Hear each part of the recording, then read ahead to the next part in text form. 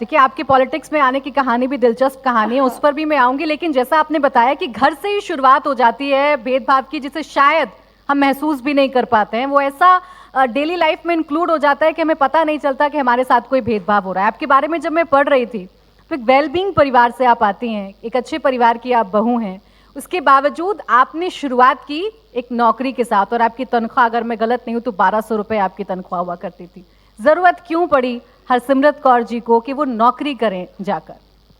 Actually मुझे जहाँ तक मुझे याद अपने बचपन की आती है, मुझे यही याद आता है कि मैं हमेशा मेरी लड़ाई होती थी, सो व्हाट जे वो लड़का है, मैं क्यों नहीं कर सकती। सो मेरा हर एक लाइफ में कि मैं भी कर सकती हूँ, चाहे वो रैली ड्राइविंग करे, तुम नहीं कर सकती। यहाँ तक कि वो कॉलेज जा सकता है, तुम रहने दो, तुम वोकेशनल ट्रेनिंग कर लो कि कल कोई ज़रूरत पड़ जाए बच्चों को, तुमने सपोर्ट करना है, तुम्हारे पास कोई वोकेशनल ट्रेनिंग हो, क्योंकि ग्रेजुएट को कोई नौकरी नहीं मिलती। सो मेरी पढ़ाई तक रोक दी गई। सो उस टाइम मैंने डील करी थी अपने फादर के साथ कि ठीक है, मुझे तो आईएफएस में जाना था, फॉरेन ऑफिसर बनना था, आप जो पढ़ाई रोक के मुझे टेक्सटाइल डिज़ाइनिंग करा रहे हैं, तो फिर इतना तो करिए कि जो मैं 3 साल टेक्सटाइल डिज़ाइनिंग करूंगी, उसके बाद काम तो करने दीजिए, वो एक्सपीरियंस तो मिले कि कल बच्चों को जो सपोर्ट करना है, कमाने लायक हो। तो उन्होंने सोचा 3 साल में तो शादी हो जाएगी, हाँ हाँ करके मुझे टेक्सटाइल डिज़ाइनिंग में डाल दिया। अब 3 साल में जब लड़का नहीं मिला, मेरा कोर्स कंप्लीट हो गया, मेरे को काम करने दे, तो फिर घर में किसी लड़की ने कभी काम ही नहीं किया था, तो इसको अब कैसे जाने दे। तो फिर झगड़े बहुत ज़बरदस्त हुए। लकीली मेरे फादर बहुत स्पिरिचुअल हैं और हमारे एक गुरुजी होते थे, उन्होंने कहा कि नहीं, अच्छा है, लड़की को काम करना चाहिए। उनकी जैसे हमारे सिख धर्म में सबसे पहले गुरु नानक देव जी ने उस टाइम पे जब औरतों की सती होती थी कि हस्बैंड के साथ ही जला के ख़त्म कर, पर्दा सिस्टम होता था, बाल विवाह, उस टाइम गुरु नानक देव जी ने औरतों को सत्कार के बोला था, सो क्यों मंदा आखिए जित जमे राजान की। उसको बुरा आप कैसे कह सकते हैं? जो राजों महाराजों पीर पैगंबरों को जन्म देती है वो बुरी नहीं है, और औरतों के हक में एक होका दिया था। सो इस सोच के साथ उन्होंने कहा कि नहीं, इसको भी जाने दीजिए, लड़कियों को भी आगे बढ़ना चाहिए। And I think that was the actual point which transformed my life, क्योंकि मैं पहली बारी एक ऐसे एनवायरनमेंट में गई जहाँ सब मर्द मेरे अगेंस्ट थे, और कुछ ऐसी औरतों भी थी एक्सपीरियंस्ड वाली जो हर तौर तरीके से आगे बढ़ती थी। एंड मुझे जब मैं उन तौर तरीकों पे मैं नहीं चलती तो मुझे पीछे कर दिया जाता था।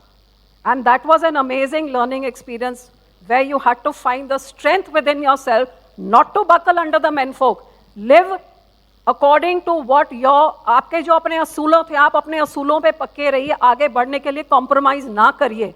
और उधर आपको, आप ये बात किसी को बता भी नहीं सकते थे, नहीं तो फादर ने उसी टाइम बोलना था नौकरी छोड़ो, घर पे बैठो।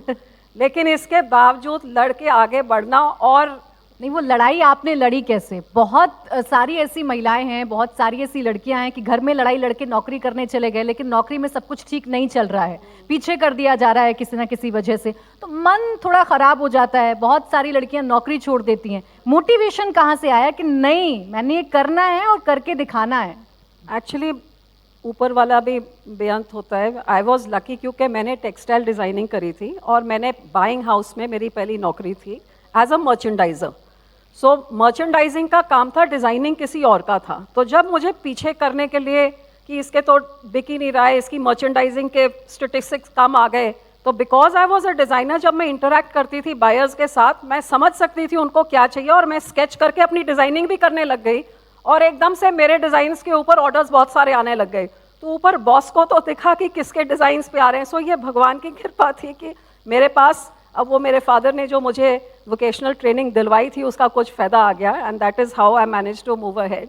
पर आई थिंक वो लड़ाई उस 1.5-2 साल में जो मैंने लड़ी और सीखा, शायद ये पॉलिटिकल लाइफ में आके to be a woman fighting against 15 men in a constituency, going into a male dominated society, जहाँ मेरी पहली इलेक्शन में इस भरे कमरे आदमी से भरे होते तो शायद 3 या 4 लेडीज़ बैठी होती थी, और मेरे 4th इलेक्शन में अब वहाँ पे शायद 20% आदमी होंगे और 80% औरतें। वो औरतों को मैं घर से बाहर लाके उनकी सुनवाई करके, उनको लगता है हमारी सुनी जाती है, इस करके अब लेडीज़ ज़्यादा आती हैं। I think that is a transformation which has taken place in Bathinda, Mansa, जो पंजाब का एक बिल्कुल बैकवर्ड इलाका कहा जाता था, कि women are coming ahead and participating and voicing what they want from their member of parliament.